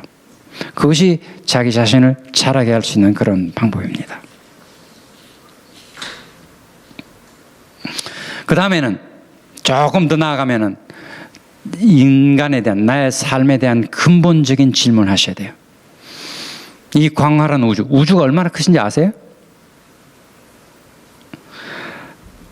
모릅니다. 근데 이제 과학자들이 자기 나름대로 이해할 수 있는 방법을 해보니까 130억 광년 이렇게 얘기하는, 1광년 아시죠? 빛의 속도로 1초면 7바퀴 반을 도는 빛의 속도로 1년을 가는 거리가 어마어마해서 우리는 잘 모르죠. 그걸 130억 년인지 이렇게 가야 된대요. 근데 그보다 아마 더 클 겁니다. 별 하나가, 제일 큰 별이 얼마나 큰가 하면은 보잉 747로 지구 한 바퀴 돌면 대개 한 이틀 걸리거든요. 48시간 정도 걸립니다. 한 바퀴 도는데. 근데 우리가 사람이 관측해낸 가장 큰 별은 한 바퀴 도는데 1700년 걸립니다. 1700시간도 아니고 1701도 아니고 1700년이 걸려요. 그런 별이 몇 개나 되는지 우리는 알 수 없어요. 우리는 알지 못합니다. 그렇게 어마어마한 우주를 왜 우리에게 주셨을까? 한번 생각해 보세요. 그리고 그 어마어마한 우주 가운데 먼지보다도 못한 지구 위에서 조그만 한 땅 조각, 대한민국, 그것도 강남 어디에서 그 아파트 한 평 가지고 이렇게 지고 보고 싸우는 것이 과연 어떤 의미를 가지는 건지 한번 생각해 봐야 되지 않을까요?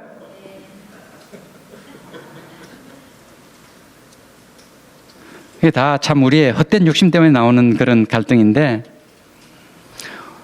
우리가 평화를 원하잖아요. 누구나 다. 평화가 뭡니까? 평화 8, 90 노인들한테 여쭤보면은 요즘 전쟁이 없잖아. 6.25 때 생각해봐. 지금이 평화 시기지. 그러실 겁니다. 여러분 평화가 뭐라고 생각하십니까? 로마 시대 때 라틴어나 이런 걸로 보면 팍스라고 그러죠. 이 팍스는 무슨 뜻인가? 어떤 개념인가 하면은 힘에 의한 평화입니다. 팍스 로마나 그러잖아요. 로마처럼 이렇게 강력한 힘을 가진 국가가 있으면은 옆에서 감히 꿈쩍 일어서지 못하잖아요. 그러니까 평화가 유지가 되죠. 힘에 의한 평화입니다. 그런데 그 힘에 의한 평화는 깨어질 수밖에 없다는 우리가 경험적으로, 역사적으로 이미 알고 있습니다. 진정한 평화는 못 돼요. 그리스의, 히라버의 평화는 에이레네라고, 신약 성경에는 에이레네라고 했습니다.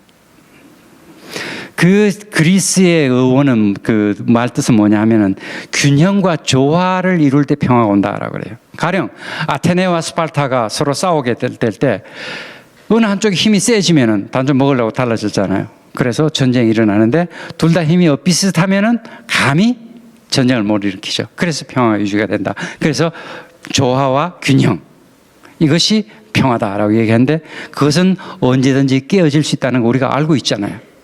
근데 이 히브리의 개념, 이 샬롬은 무슨 뜻이냐면, 이 샬롬의 뜻은 굉장히 어렵거든요. 제가 많은 책을 뒤져봤는데 다 달라요. 근데 그걸 종합해서 제 나름대로 끌어낸 결론은 좀 쉽게 표현하면 이렇습니다. 모든 두려움으로부터의 자유.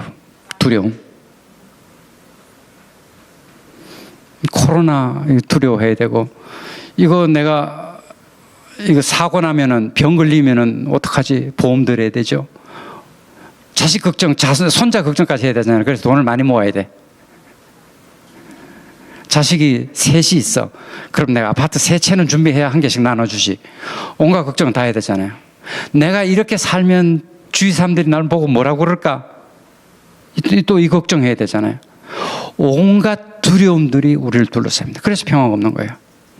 그래서 이 샬롬의 평화는 뭐냐면 이 모든 두려움으로부터의 자유, 즉 죽음에 이르기까지 죄와 죽음에 관한 한 그런 거에 이르기까지 모든 두려움으로부터 자유롭게 되는 거. 그것이 평화거든요. 그래서 그런 평화는 이 땅에 없죠. 이 세상이 줄 수 없는 평화입니다. 그래서 오로지 그리스도만이 줄 수 있는 평화.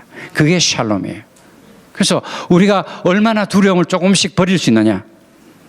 그게 우리의 평화를 찾아 나가는 방법이에요. 근데 이 두려움을 없애는 것은 하나님을 믿는 믿음 없이는 있을 수가 없습니다. 그렇잖아요. 내가 모든 일을 다 결정하고 모든 일을 다 꾸려나가야 된다고 그러면 뭐 내가 다 해야 되는 거 얼마나 걱정이 많겠어요. 그런데 하나님께 의지하고 하나님께서 나를 이끄시고 도우신다는 믿음이 확실할 때는 내가 그런 두려움을 버릴 수 있는 거죠.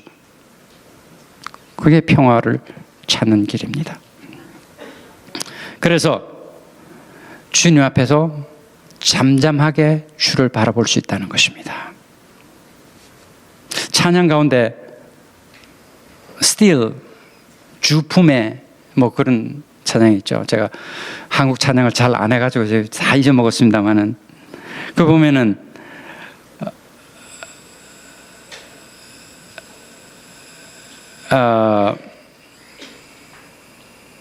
I will be still and know you are God 하는 부분이 있죠. 이 부분이 이제 그 시편 46편 10절에 너는 가만히 있어 내가 하나님됨을 알지어다. 거기서 이제 모티프를 따서 한 건데 주님 앞에 잠잠하다는 거. 이건 굉장히 중요한 일이에요. 그게 우리가 묵상 가운데서 이루어질 수 있는 일입니다. 이 주님 앞에 잠잠하다는 것은 내가 뭘 해보려고 난리 부리는 거 그거 잠깐 멈춰라. 그 얘기거든요. 하나님께 맡기고 주 앞에서 잠잠히 기다리라. 그런 얘기인데 예수님께서 사실 그 본을 보이셨어요. 세례 요한이 사형당하고 난 다음에 죽고 난 다음에 예수님께서 어떻게 하셨습니까? 제가 읽어드릴게요. 마태복음 14장 12절입니다. 요한의 제자들이 세례 요한이죠. 요한의 제자들이 와서 시체를 가져다 장사하고 가서 예수께 아뢰니라. 예수께서 들으시고 배를 타고 떠나서 따로 빈들에 가시니 무리가 듣고 그 말로부터 그를 따라간지라. 빈들로 가셨어요. 그 소리를 듣고. 둘이 왜 가셨을까요? 장지를 찾아가 보지. 빈들로 가셨어요. 묵상하러 가신 거예요. 혼자서. 혼자만의 시간을 갖기 위해서 가신 거예요. 예수님께서 혼자 가셨던 것은 여러 가지가 있습니다. 12제자를 부르기 전에도 먼저 가서 혼자 계셨어요. 그래서 기도를 하고 오셔서 픽업을 했어요. 제자들도 마찬가지였습니다. 제자들이 이제 둘씩 짝을 보내서 이제 가서 사역을 시키지 않습니까? 돌아서 보고를 합니다. 뭐 여러 가지 무용담을 쭉 늘어놓는데 예수님께서 이렇게 말씀하십니다. 사도들이 예수께 모여 자기들이 행한 것과 가르친 것을 낱낱이 고하니 이르시되 너희는 따로 한적한 곳에 가서 잠깐 쉬어라 하시니 이는 오고 가는 사람이 많아 음식 먹을 겨를도 없었습니다. 이건 배고플까 봐 그랬을까요? 뭐 그런 것을 포함할 수는 있지만은 가서 쉬라고 하는 것은 가서 자기 자신만의 시간을 가져라. 그런 얘기입니다. 그동안에 얼마나 사람들 틈에서 많이 시달렸겠어요. 혼자 잠잠히 하나님을 대면할 시간이 없었을 거란 말이죠. 밥 먹을 시간도 없었으니까. 그러니까 가서 하나님 앞에 가서라. 그 얘기입니다. 그래서 우리가 하나님 앞에 서는 연습을 계속해야 돼요. 이게 제가 아까 말씀드린 그 나다나엘 얘기부터 시작해서 다 묵상하고 하는 것이 결국은 하나님 앞에 서는 것이에요.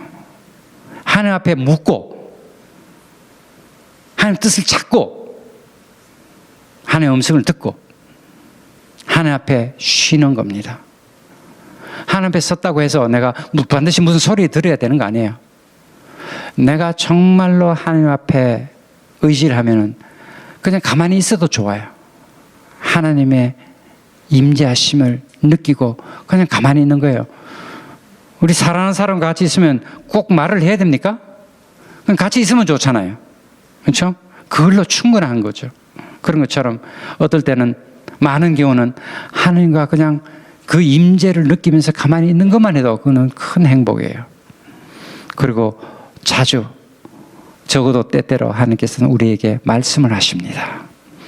어떤 분은 그걸 실제 육성으로 들어요. 어떤 분은 마음 가운데 불현듯 떠오르는 생각이 있어요. 어떨 때는 하나님께서 아무것도 안 주시지만 그냥 말없이 그렇게 길을 열어주세요. 그냥 일로 가라. 문을 그쪽으로만 열어주세요. 하나님 앞에 서는 자들이 받는 복입니다. 상황이 어렵게 되면은, 다시 말해서 육신적인 상황이 어렵게 되면은 우리가 그런 영적인 판단이 흐려져요. 그래서 우리가 좀 정신을 차려야 되는데, 다시 말해서 우리 육신적인 혹은 우리 주위의 여러 상황들이 우리 자신을 어지럽게 하더라도 그 어지러움을 우리가 회피할 수는 없지만은 그 가운데서도 흔들리지 않도록 우리의 중심을 잘 잡아야 돼요. 제가 오래전에 히말라야 등반을 한 적이 있습니다. 한 6,000m 정도까지 올라갔었거든요. 6,000m 정도 올라가면은 공기가 희박해가지고 굉장히 힘듭니다. 숨을 쉴 수가 없고, 그 정도 가면 걸음 걷는 게요. 걷는 게 제가 거짓말 하나도 안 못해 과장하지 않고 정말 어떻게 걷냐면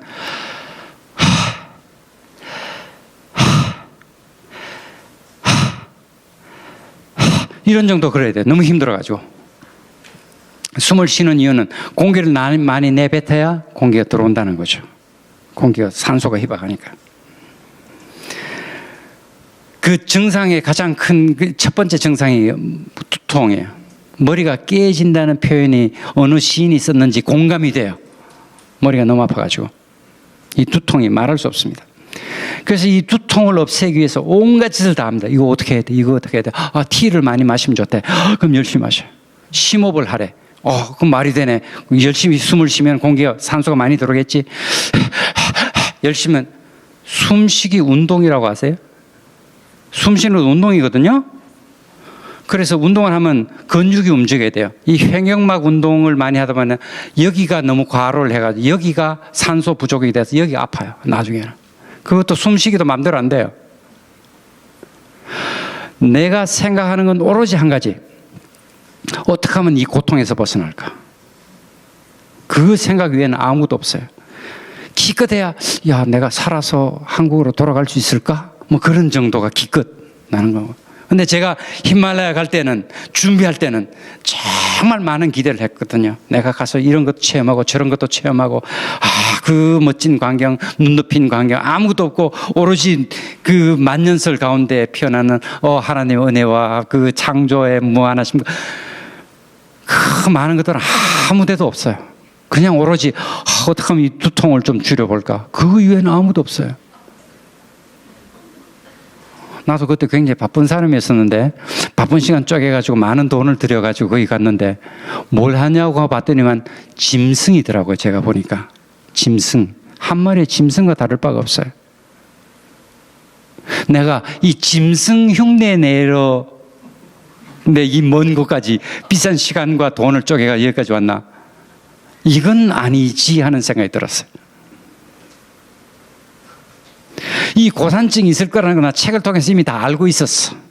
그러면서 내가 준비할 때는 그것도 고산 등반의 묘미지. 그런 거 경험하러 가는 거야. 다 알고 있어. 그런데 나는 지금 어떻게 하면 이 고통을 좀 줄여볼까? 그게 급급하고 다른 건 아무것도 생각 못하는 짐승, 한 마리 짐승에 지나지 않더라는 거죠. 그런데 이건 아니지라고 하는 생각이 드는 순간 고통이 괜찮아졌어요. 그게 기적처럼 고통이 없어졌다는 게 아니고 고통은 남아있었지만 괜찮았어. 그래, 원래 고산에 오면 다 이런 거야. 이거는 내가 등반 가운데서 짊어지고 가야 할 작은 짐 중에 하나일 뿐이야. 별거 아니야. 괜찮아졌어요. 우리의 삶이 그렇습니다. 우리가 무슨 일이 하나 닥치면 소위 발등에 떨어진 불이라고 그러죠. 그럼 혼비백산합니다. 정신 못 차려요. 우리의 판단력이 흐려집니다. 물론 우리에게 짐이죠. 그런 발등에 떨어진 불은. 그렇지만 우리의 삶의 예정 가운데 짊어지고 가야 될 가벼운 짐의 하나에 지나지 않습니다. 그런 생각이 들면서 제가 짐승에서 사람으로 변화가 됐어요. 상황이 어렵더라도 휘둘리지 마십시오. 상황이 나를 흔든다 할지라도 좀 흔들리십시오. 그렇지만 휘둘리지 마십시오. 그게 믿는 자의 복입니다. 상황이 어렵더라도 결코 흔들리지 말고 우리의 판단력을, 영적인 예리함을 유지하려고 애를 쓰십시오. 시간이 조금 지났습니다만은 마지막으로 한 가지만 더 하겠습니다. 마지막은 이겁니다. 뭐라고요, 이게? 야, 이거 어마어마한 일입니다. 이게 그냥 매일 올 때마다 이걸 이렇게 보니까 또 그 소리지 그거 알아. 우리 교회 표어지. 이건 어마어마한 선언이거든요. 이것도 묵상을 매일 하셔야 돼요. 일어나 빛을 발한다는 게 나에게 있어서 과연 무엇인가? 빛이라는 게 과연 무엇인가? 할 게 많습니다. 빛이 뭔지 아세요?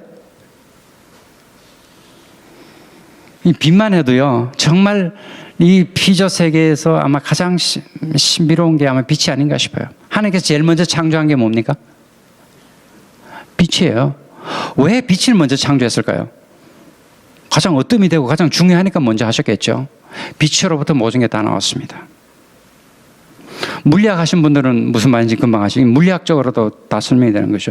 빛으로부터 모든 물질이 만들어지고 원자가 만들어지고 다 만들어지는 겁니다. 그건 물리학자들이 다 이미 증명해 놨어요. 빛으로부터 모든 게 다 만들어집니다. 물론 우리가 보는 빛은 그 강한 그 파장의 영역 가운데 가시광선, 우리가 눈으로 볼 수 있는 건 요만큼에 지나지 않지만은 가시광선도 어마어마합니다, 사실은. 빛은 만물의 근원인 동시에 생명의 근원이 됩니다. 물질적으로 보더라도 그렇습니다. 우리가 생명을 유지하려면, 육신적인 생명을 유지하려면 뭐가 필요하죠? 먹어야 되죠. 그 음식이 어디서 나옵니까? 식물이죠. 물론 고기 먹지만은 고기도 식물을 먹어야 고기가 생기는 거죠. 그 식물이 없으면은 우리는 다 굶어 죽는 겁니다. 생명이 없어지는 거예요. 그 식물은 그러면 어떻게 자랍니까? 식물이 하는 건 뭡니까? 광합성이라고 그러죠. 광합성이라는 건, 오늘 화학 시간 한번 할까요? 탄소 5개로 되어 있는 당류가 탄소 6개로 변하는 겁니다. 공기 중에 있는 이산화탄소를 한 분자를 집어넣어서 6개의 당분이 되면서 그게 포도당으로 되는 거예요. 그게 우리 에너지의 근원이 되는 겁니다. 그런데 그 포도당으로 만드는, 그러니까 탄소를 한 개 집어넣는 그 효소가 한 가지가 있는데 이름이 루비스코예요. 그 원래 이름은 레블로스 비스포스페이트 카복실레이스 그런 복잡한 이름인데 그걸 약자로 해서 루비스코라고 그랬는데, 그거를 처음에 발견한 학자가 그 당시에 지금도 있지만 유명한 그 과자 만드는 회사, 제과 회사 나비스코라고 있죠. 나비스코가 유명한 과자 만드는 회사니까 맛있는 과자를 만드는 그런 효소다 그래가지고 나비스코 이름을 따서 루비스코라고 지었어요. 약자를 이렇게 끊어가지고. 그 탄소 하나를 공기 중에 있는 이산화탄소를 잡아서 포도당을 만들어내는 그 역할을 하는 데 있어서 그 효소가 힘을 발휘하기 위해서는 그 빛 에너지가 필요해요. 빛에서 만드는 그런 전자니 그런 복잡한 얘기가 있습니다. 그러니까 그건 빛 에너지를 이용해서 비로소 그것을 만들어낼 수 있는 거예요. 그러니까 빛이 없으면 우리의 육신적인 생명도 없습니다. 그런 얘기부터 시작해서 빛은 우리에게 어마어마한 중요한 사건이에요. 왜냐하면 예수님은 빛이시잖아요. 왜 하필이면 빛이겠어요? 빛이 모든 것의 근원이기 때문에 그렇습니다. 예수님이 우리 모든 우주의 모든 것의 근원이기 때문에 그렇습니다.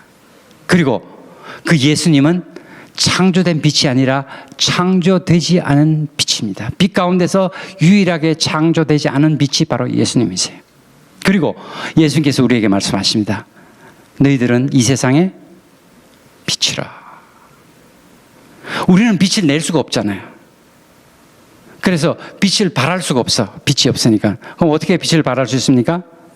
예수님의 빛을 받아서 반사하는 거죠. 예수님을 닮아가는 삶이요, 예수님의 뜻을 이 땅 가운데 실현하는 것입니다.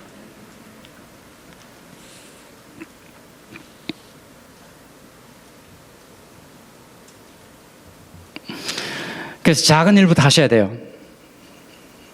작은 일이라고 무지하지 마십시오. 길거리 가다가 좌판 할머니한테서 물건 많이 사십시오. 굳이 백화점 가서 쇼핑하지 마시고, 그리고 좌판 할머니한테서 물건 살 때 물건값 깎지 마십시오. 그냥 사세요. 그것이 그리스도인이 할 일이에요.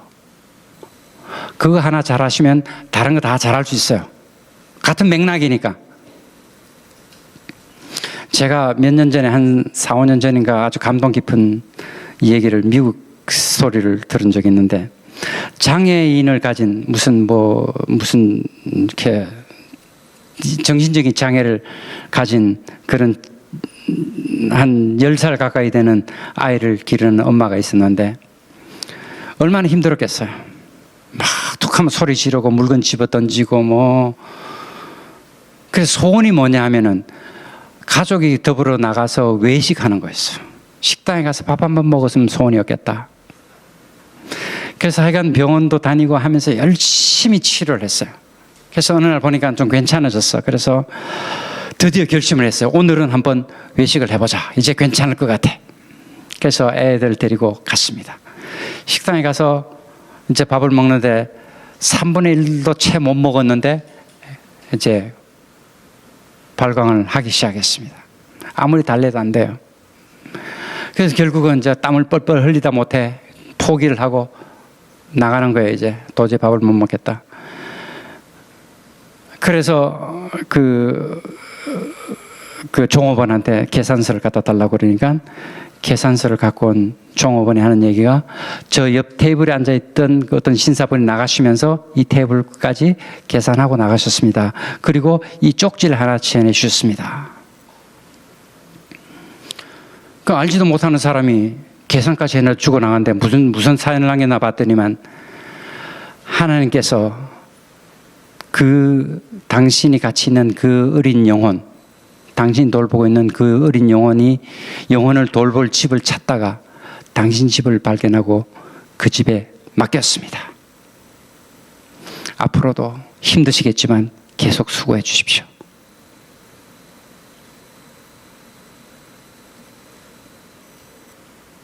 보통 사람은 어땠을까요? 왜 저런 애를 데리고 집에서 먹지? 왜 이런 데 데리고 나왔어? 그럴 거 아니에요. 그게 아니라 정말 그 영혼을 위해서 수고를 해줘서 감사합니다, 그거잖아요. 그것이 그리스도인들이 하는 일이고 그것이 빛을 발하는 일입니다. 근데 그거는 하나님을 믿는 자가 아니면 할 수 없어요. 정말로 참으로 진짜로 믿는 자가 아니면은 그렇게 할 수가 없습니다. 믿으면 할 수 있고, 할 수 있는 사람은 곧 믿는 사람입니다. 때문에 늘 예수를 깊이 생각하고, 그리고 예수님을 본받는 생활, 그리고 작은 일부터 그렇게 행해나가는 자, 매일같이 말씀을 묵상하고 매일같이 목사님의 가르침을 떠올리면서 그 길을 도움을 받는, 안내를 받는 그런 삶을 살 때 내가 변하고, 우리 교회가 변하고, 사회가, 국가가 변하고, 전 세계가 변하지 않겠습니까? 그 안에 진리교회 성도 한 분 한 분들께서 정말 빛을 발하는 그런 아름다운 귀한 성도가 되시길 바랍니다. 기도하십시다. 하나님 아버지 감사합니다. 오늘 늦은 시간 주님께서 저희들 함께 모이게 하시고 주님을 사모하는 마음을 주시니 감사합니다. 저희들 부족하지만 주님께서 성령으로 저희들을 붙드시고 주여 성령께서 인도하심을 따라서 살기를 원하오니 저희들 함께 하여 주시옵소서. 저희들 길을 밝히 보여주셔서 저희들 담대히 기쁨 가운데 사로잡힌 바 되어 나아가는 자 되게 하여 주시옵소서. 원하고 바라건대 저희들 연약하오니 저희들 강건하게 하시고 저희들에게 지혜를 주셔서 말씀을 잘 깨닫고 잘 이해하고 또 주님의 말씀을 잘 새겨들어서 온전히 섬기고 기쁨 가운데 승리하며 나아가는 저희들 되게 하여 주시옵소서. 저희들에게 깨달음의 눈을 주시옵소서. 담대한 마음을 주시옵소서. 저희들에게 온전한 진리의 지혜를 허락하여 주시옵소서. 이 교회 위에 주님께서 함께하사 모든 성도들이 함께 손에 손을 잡고 함께 기도하며 함께 사랑하며 함께 때로는 눈물을 흘린다 할지라도 기쁨의 눈물을 흘리며 나아갈 수 있도록 도와주시옵소서. 수고하시는 목사님들과 교회 여러 교직자들을 주님께서 돌아보시고 필요한 것 공급하시되 그 영의 능력이 매일같이 더해지게 하여 주시옵소서. 예수님의 이름으로 기도드립니다. 아멘.